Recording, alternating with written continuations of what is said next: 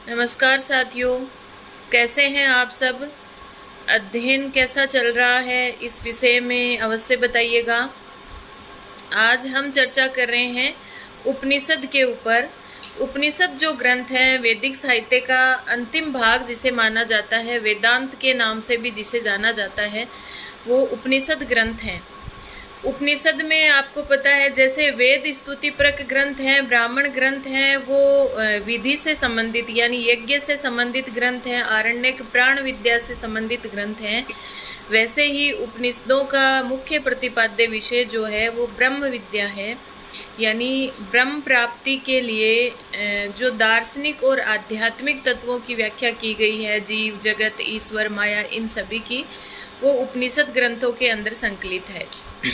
ठीक है, तो एक प्रश्न ये पूछा जाता है कि उपनिषदों की प्रामाणिक संख्या कितनी है। तो अलग अलग मतलब अलग अलग संदर्भ में अलग अलग संख्या प्राप्त होती है, लेकिन जो प्रामाणिक उपनिषदों की संख्या प्राप्त होती है वो मुक्तिको उपनिषद में प्राप्त होती है, और उपनिषदों की संख्या 108 मानी गई है मुक्तिको उपनिषद के अनुसार। लेकिन अगर ऐसा पूछा जाए कि प्रामाणिक उपनिषद कितने माने गए हैं, तो जो आदि शंकराचार्य हैं, जो उपनिषद के एकमात्र भाष्यकार हैं, उन्होंने 10 उपनिषदों पर भाष्य लिखा है। तो इस प्रकार से प्रामाणिक उपनिषदों की संख्या 10 मानी गई है। और मुक्ति को उपनिषद में भी कहा गया है 10 उपनिषदम पठ। तो इस तरह से ये प्रामाणिक 10 उपनिषद कौन से हैं, देखो। इस केन कठ, ये जो मुक्ति को उपनिषद है उसमें ये एक श्लोक प्राप्त होता है।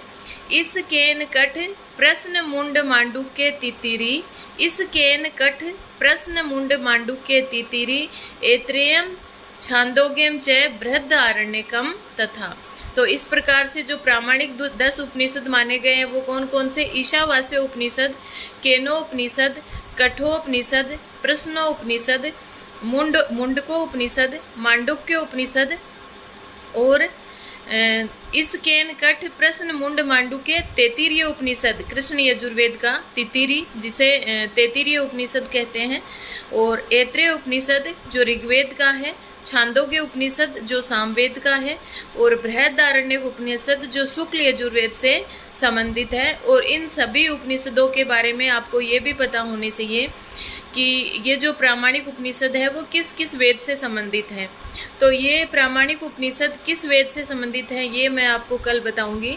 वैसे ये 10 उपनिषद है, इनके अलावा 3 उपनिषदों के उद्धरण और प्राप्त होते हैं। तो प्राचीन उपनिषद कुल मिलाकर 13 माने जाते हैं, जो कि श्वेता अश्वतर,